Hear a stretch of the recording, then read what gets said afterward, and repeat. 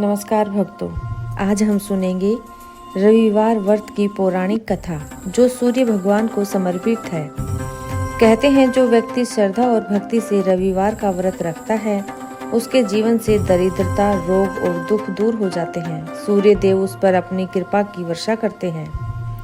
पुराणों में कहा गया है, आदित्याय नमः, अर्थात जो सूर्य देव की उपासना करता है उसे तेज, आरोग्य और समृद्धि की प्राप्ति होती है।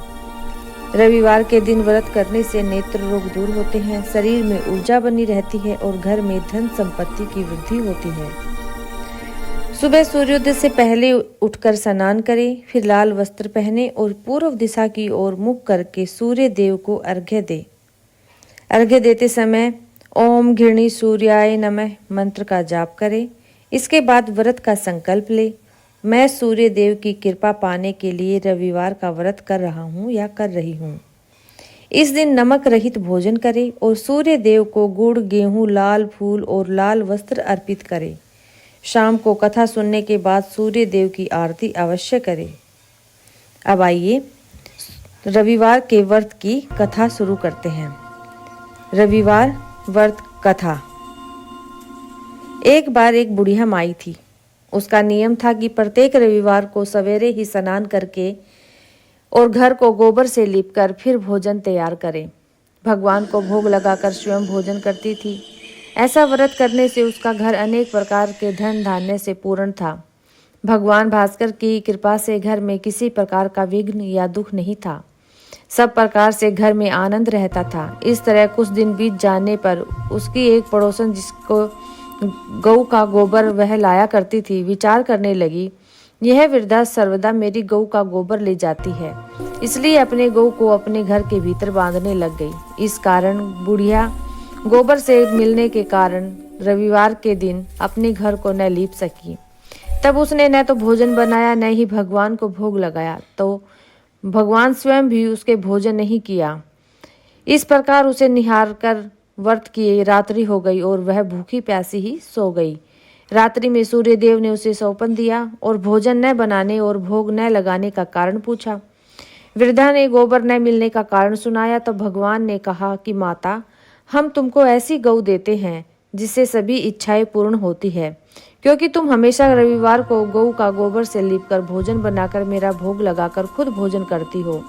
इससे मैं खुश होकर तुमको एक ऐसा वरदान देता हूँ। ऐसा करने से मैं अत्यंत संतुष्ट होता हूँ और निर्धन को धन और बांझ स्त्रियों को पुत्र देकर उनके दुख को दूर करता हूँ तथा अंत समय में मोक्ष देता हूँ। सौपन में ऐसा वरदान देकर भगवान तो अंतर्ध्यान हो गए। जब वृद्धा की आंख खुली तो वह क्या देखती है कि आंगन में एक अति सुंदर गाय का बछड़ा बंधा हुआ है।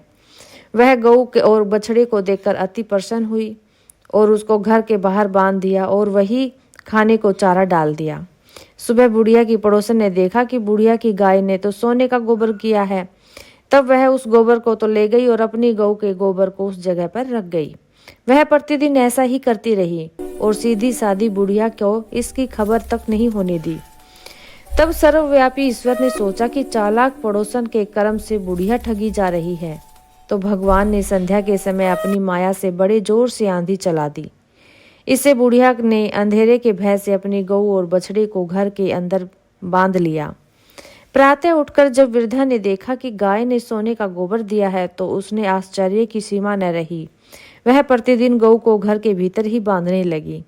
उधर पड़ोसिन ने देखा कि गऊ घर के भीतर बंधने लगी है और उसका सोने का गोबर उठाने का दाव नहीं चलता। वह ईर्ष्या और डाह से जल उठी। कुछ और उपाय न देख पड़ोसन ने उस देश के राजा की सभा में जाकर कहा, महाराज, मेरे पड़ोस में वृद्धा के पास एक ऐसी गऊ है जो आप जैसे राजाओं के योग्य है। वह नित्य सोने का गोबर देती है। आप उस सोने के से प्रजा का पालन करिए। राजा ने यह बात सुन अपने दूतों को वृद्धा के घर में गऊ लाने की आज्ञा दे दी। वृद्धा प्रातः ईश्वर को भोग लगा भोजन करने जा ही रही थी कि राजा के कर्मचारी गऊ खोलकर ले गए। वृद्धा काफी रोई, चिल्लाई, परंतु राज्य कर्मचारी के समक्ष वह क्या कर सकती थी। उस दिन वृद्धा गऊ के वियोग में भोजन न खा सकी। रात को रो रो कर ईश्वर से गऊ को पुनः पाने के लिए प्रार्थना करते रही। उधर राजा गऊ को देखकर बहुत प्रसन्न हुआ, लेकिन सुबह जैसे ही सोकर उठा तो सारा महल गोबर से भरा दिखाई दिया। राजा यह देखकर घबरा गया। रात्रि में राजा को स्वप्न में भगवान ने कहा, हे राजन, यह गाय वृद्धा को लौटाने में ही तेरा भला है। उसके रविवार के व्रत से प्रसन्न होकर मैंने उसे यह गाय दी है। प्रातः होते ही राजा ने वृद्धा को बुला बहुत से धन और साथ सम्मान के साथ गऊ और बछड़ा को लौटा दिया। उसकी पड़ोसन दुष्ट बुढ़िया को बुलाकर उचित दंड दिया। तब जाकर राजा के महल से गंदगी दूर हुई। उसी राजा ने नगर निवासियों को आदेश दिया कि राज्य में सभी स्त्री पुरुष अपनी समस्त मनोकामनाओं की पूर्ति के लिए रविवार का व्रत किया करेंगे। व्रत करने से सारी प्रजा सुखी रहने लगी और सबके खुशी का कोई ठिकाना न था। तो भक्तों, यह थी रविवार व्रत की कथा। अगर आप भी जीवन में धन, स्वास्थ्य और सफलता चाहते हो तो रविवार का व्रत जरूर करें, सूर्य देव की आराधना करें और यह कथा सुने। अगर यह कथा आपको अच्छी लगी हो तो जय सूर्य देव कमेंट करें, वीडियो को लाइक और शेयर करें और हमारे चैनल को सब्सक्राइब करें ताकि ऐसी ही धार्मिक कथाएं आप तक पहुंचती रहे। धन्यवाद।